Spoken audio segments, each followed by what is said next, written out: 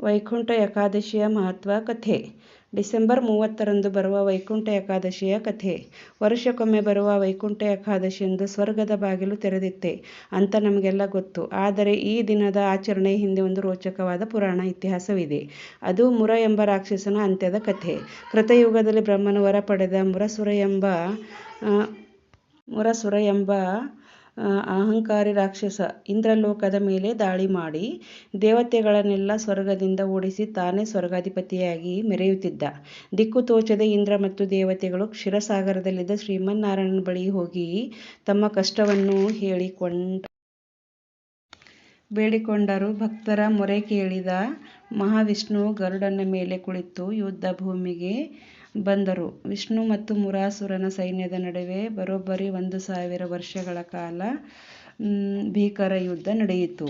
ಅಸಂಖ್ಯಾತ ರಾಕ್ಷಸರು ಸಂಹಾರದ ನಂತರ ವಿಷ್ಣು ಒಂದು ಲೀಲೆ ಮಾಡಲು ನಿರ್ಧರಿಸಿದರು. ಯುದ್ಧದಿಂದ ಸುಸ್ತಾದಂತೆ ನಟಿಸುತ್ತಾ ಬದರಿಕಾಶ್ರಮದ ಸಿಂಹಾವತಿ ಎಂಬ ಗುಹೆಯನ್ನು ಪ್ರವೇಶಿಸಿ ಯೋಗ ನಿದ್ರೆಗೆ ಜಾರಿದರು. ಇದನ್ನು ಕಾಯುತ್ತಿದ್ದ ಮುರಾಸುರನು ನಿದ್ರೆಯಲ್ಲಿದ್ದ ವಿಷ್ಣುವನ್ನು ಕೊಲ್ಲಲು ಕತ್ತಿ ಹಿಡಿದು ಗುಹೆಯೊಳಗೆ ಬಂದ.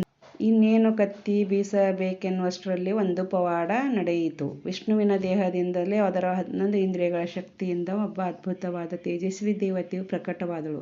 ಆಕೆಯ ದಿವ್ಯ ಪ್ರಕಾಶಕ್ಕೆ ರಾಕ್ಷಸನ ಕಣ್ಣುಗಳು ಕುರುಡಾದವು. ಆ ದೇವತೆ ಯಾವುದೇ ಆಯುಧ ಬಳಸಲಿಲ್ಲ.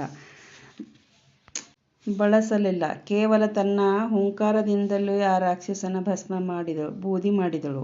ಮುರಾಸುರನ ಅಂತ್ಯವಾಯಿತು. ನಿದ್ರೆಯಿಂದ ಎದ್ದ ವಿಷ್ಣುದೇವಿಯಿಂದ ಪರಾಕ್ರಮಕ್ಕೆ ಮೆಚ್ಚಿ ಆಕೆಯ ಏಕಾದಶಿ ಎಂದು ಹೆಸರಿಟ್ಟರು ಮತ್ತು ನಿನ್ನ ಹೆಸರಿನಲ್ಲಿ ವ್ರತ ಮಾಡುವವರು ಪಾಪ ಮುಕ್ತರಾಗಿ ನೇರವಾಗಿ ವೈಕುಂಠ ಸೇರುತ್ತಾರೆ ಎಂದು ವರ ನೀಡಿದರು. ಅದಕ್ಕೆ ಇವತ್ತಿಗೂ ನಾವು ವೈಕುಂಠ ದ್ವಾರದ ಮೂಲಕ ದೇವರ ದರ್ಶನವನ್ನು ಪಡೆಯುತ್ತೇವೆ. ವರ್ಷದಲ್ಲಿ ಒಂದು ಸಾಮಾನ್ಯ ಮನುಷ್ಯನಿಗೆ ಲೋಕದ ದ್ವಾರ ತೆರೆಯುವ ದಿನ. ಪಾಪನೆಲ್ಲ ತೊಳೆಯುವ, ಕರ್ಮದ ಬಂಧನವನ್ನು ಮರೆಯುವ ಲಕ್ಷ್ಮೀನಾರಾಯಣರ ಕೃಪೆ ನೇರವಾಗಿ ಭೂಮಿಗೆ ಬೀಳುವ ಮಹಾಪರ್ವ ಅದೇ ವೈಕುಂಠ ಏಕಾದಶಿ. ಈ ವಿಡಿಯೋದಲ್ಲಿ ವೈಕುಂಠ ಏಕಾದಶಿ 2025 ಯಾವ ದಿನ, ಏಕಾದಶಿ ತಿಥಿ ಆರಂಭ, ಏಕಾದಶಿಯ ತಿಥಿ ಮುಕ್ತಾಯ ಯಾವಾಗ, ಯಾವ ಸಮಯದಲ್ಲಿ ಪೂಜೆ ಮಾಡಿದರೆ ಅತ್ಯಂತ ಹೆಚ್ಚು ಫಲ ಸಿಗುವುದು, ಏಕಾದಶಿಯ ಮುಕ್ತಾಯ ಯಾವಾಗ ಸಮಯದಲ್ಲಿ, ಮನೆಯಲ್ಲಿ ವೈಕುಂಠ ದ್ವಾರ ಹೇಗೆ ಮಾಡುವುದು, ಉಪವಾಸ ವಿಧಾನ, ಪೂಜೆ ಕ್ರಮ ಮತ್ತು ಯಾರು ಹೇಳಿದರೆ ಅತ್ಯುತ್ತಮ ಶಕ್ತಿಶಾಲಿ ಪರಿಹಾರಗಳು ಎಲ್ಲವನ್ನು ವಿವರವಾಗಿ ಈ ವಿಡಿಯೋದಲ್ಲಿ ನೋಡಿರಿ. ನಿಮ್ಮ ಜೀವನಕ್ಕೆ ದೈವಿಕ ತಿರುವು ಬರಬಹುದು. ವೈಕುಂಠ ಏಕಾದಶಿ ದಿನಾಂಕ ಡಿಸೆಂಬರ್ 30, 2025 ಮಂಗಳವಾರ. ಏಕಾದಶಿಯ ತಿಥಿ ಆರಂಭ ಡಿಸೆಂಬರ್ 31 ಬೆಳಿಗ್ಗೆ ಮುಕ್ತಾಯ. ಅಂದರೆ ಏಕಾದಶಿ ಮಾಡುವವರು ಡಿಸೆಂಬರ್ 30 ಬೆಳಿಗ್ಗೆ 1:50 ಡಿಸೆಂಬರ್ 31 ಬೆಳಿಗ್ಗೆ 5ರವರೆಗೂ ಉಪವಾಸ ಪೂಜೆ ಮಾಡಬಹುದು. ಶ್ರೇಷ್ಠವಾದ ಪೂಜೆ, ಭಜನೆ ಎಲ್ಲವನ್ನೂ ಮಾಡಬಹುದು. ಶ್ರೇಷ್ಠವಾದ ಪೂಜೆ ಸಮಯ ಬೆಳಿಗ್ಗೆ 4:30 ಮಧ್ಯಾಹ್ನ 12:30 ಈ ಸಮಯವನ್ನು ವೈಕುಂಠ ದ್ವಾರ ಕಾಲ ಎಂದು ಕರೆಯುತ್ತಾರೆ.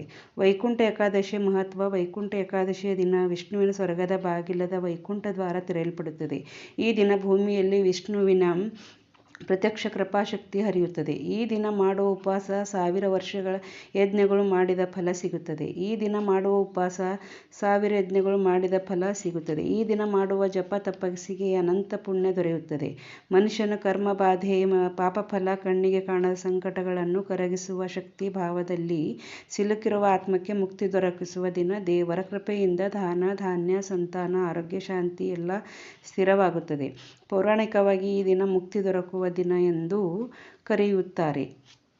ಈ ಏಕಾದಶಿಯನ್ನು ಮಾಡುವುದರಿಂದ ಪುಣ್ಯಗಳು ಪ್ರಾಪ್ತಿಯಾಗುತ್ತದೆ ಮತ್ತು ಸಂತಾನ ಪ್ರಾಪ್ತಿಯಾಗುತ್ತದೆ, ಕಷ್ಟಗಳು ದೂರವಾಗುತ್ತವೆ ಮತ್ತು ಎಲ್ಲ ನೋವು ನಿವಾರಣೆಯಾಗುತ್ತದೆ. ಆದ್ದರಿಂದ ಈ ವೈಕುಂಠ ಏಕಾದಶಿಯನ್ನು ಎಲ್ಲರೂ ಆಚರಣೆ ಮಾಡಬೇಕೆಂದು ನಾನು ಈ ವಿಡಿಯೋದಲ್ಲಿ ಬೇಡಿಕೊಳ್ಳುತ್ತೇನೆ. ವಿಡಿಯೋವನ್ನು ಹೇಗಾಗಿದೆ ಅಂತ ಕಮೆಂಟ್ ಮಾಡಿ, ಲೈಕ್ ಮಾಡಿ, ಸಬ್ಸ್ಕ್ರೈಬ್ ಮಾಡ್ಕೊಳ್ಳಿ. Thank you.